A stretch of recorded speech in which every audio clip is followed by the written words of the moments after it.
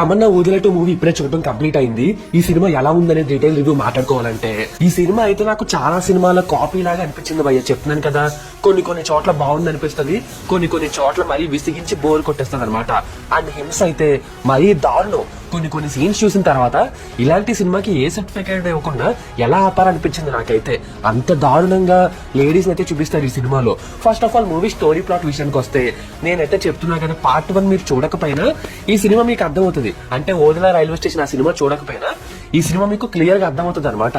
Same అందులో ఉన్న అతనే చనిపోయిన తర్వాత ప్రేతాత్మగా మారి ఆ ఊరి వాళ్ళ మీద ఎలా పగ తీర్చుకున్నాడు, అతన్ని ఆపడానికి నాగసాధు అయిన తమన్నా ఎలా వచ్చింది, వీళ్ళిద్దరి మధ్య యుద్ధం ఎలా జరిగింది, అంటే మనకి దైవభక్తి ఇంకా దుష్ట శక్తి మధ్య యుద్ధం అనమాట.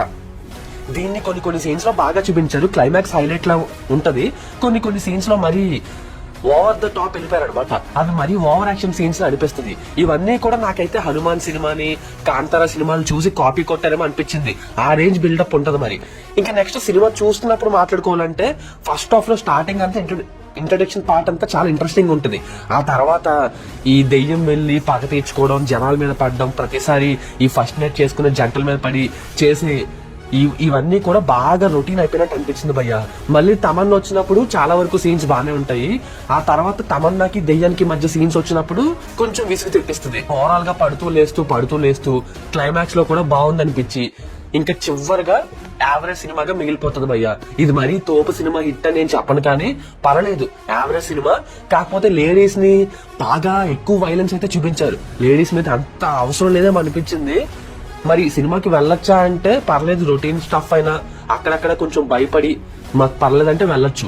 అండ్ నేను చెప్పేది ఏంటంటే, ఫోన్ లోనో ఇంకో దాంట్లో చూడడం వేస్ట్. థియేటర్ లో ఆ సౌండ్ సిస్టమ్ కి తగ్గట్టుగా చూస్తే బాగుంటుంది. పాటలు అయితే అంత సీన్ లేదు, కానీ బీజం మాత్రం బాగా ఇచ్చాడు. సో కొన్ని సీన్స్ అయితే బీజం నిలబెట్టిందని చెప్పొచ్చు.